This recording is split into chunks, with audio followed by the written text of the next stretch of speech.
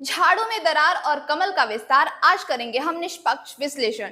भारतीय राजनीति में अक्सर पाला बदलने की खबरें आती हैं, लेकिन जब एक साथ 7 राज्यसभा सांसद किसी पार्टी को छोड़ दें तो वह सिर्फ खबर नहीं बल्कि एक राजनीतिक सुनामी होती है।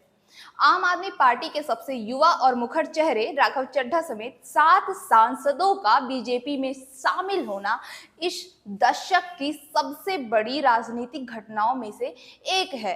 आज हम किसी पार्टी का पक्ष लिए बिना यह समझेंगे कि आखिर ऐसा क्यों हुआ और आने वाले समय में इसके भारतीय राजनीति और पंजाब की सरकार पर क्या परिणाम होंगे। नमस्कार, मैं हूं मुस्कान और आप देख रहे हैं बेधड़क खबर। आइए जानते हैं इस ओवरऑल स्टोरी को। शुक्रवार को राघव चड्ढा, संदीप पाठक, स्वाति मालीवाल, हरभजन सिंह, अशोक मित्तल, राजेंद्र गुप्ता और विक्रम साहनी ने औपचारिक रूप से बीजेपी की सदस्यता ली।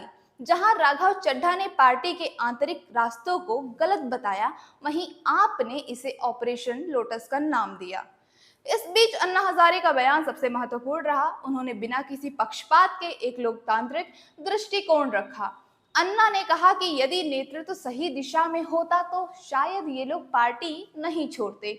यह बयान अरविंद केजरीवाल के लिए एक आत्ममंथन का विषय है कि आखिर उनके पुराने साथी उनका साथ क्यों छोड़ रहे हैं।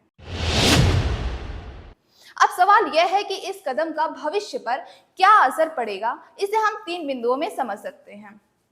पहला, राज्यसभा का गणित और शक्ति संतुलन। राज्यसभा में आम आदमी पार्टी की ताकत अब लगभग खत्म होने की कगार पर है। 7 सांसदों का एक साथ जाना आपकी राष्ट्रीय आवाज को कमजोर करेगा। वहीं बीजेपी के लिए ऊपरी सदन में बिल पास कराना अब और भी आसान हो जाएगा। दूसरी चीज पर अगर हम ध्यान दें तो वो है पंजाब सरकार पर संकट के बादल। संदीप पाठक और राघव चड्ढा पंजाब की जीत के मुख्य रणनीतिकार थे। इनके जाने से पंजाब में भगवंत मान सरकार के भीतर भी गुटबाजी बढ़ सकती है। विपक्षी दल अब पंजाब में नैतिकता के आधार पर सरकार को घेरेंगे, जिससे राज्य की स्थिरता पर सवाल उठ सकते हैं। अगर तीसरी बात पे हम ध्यान दें तो वो है आम आदमी पार्टी की ब्रांड इमेज। आपकी पूरी राजनीति ईमानदारी और आम आदमी के इर्द गिर्द बुनी गई थी। जब राघव चड्ढा जैसे नेता भ्रष्टाचार के आरोप लगाकर पार्टी छोड़ते हैं तो जनता के बीच पार्टी की छवि को गहरा धक्का लगता है। आने वाले विधानसभा चुनाव में विपक्षी दल इस घटना को विश्वसनीयता की कमी के रूप में प्रचारित करेंगे। अंत में यह मामला सिर्फ दल बदल का नहीं है, यह इशारा है कि भारतीय राजनीति अब एक ऐसे दौर में है जहां विचारधारा से ऊपर रणनीतिक लाभ और आंतरिक असंतोष हावी हो रहे हैं। क्या आप इस बड़े झटके से खुद को संभाल पाएगी? क्या अरविंद केजरीवाल नए नेतृत्व की फौज खड़ी कर पाएंगे? यह तो वक्त ही बताएगा। लेकिन एक बात साफ है, भारतीय राजनीति की शतरंज पर अब बिसात बदल चुकी है। आप इस पूरे घटनाक्रम को कैसे देखते हैं?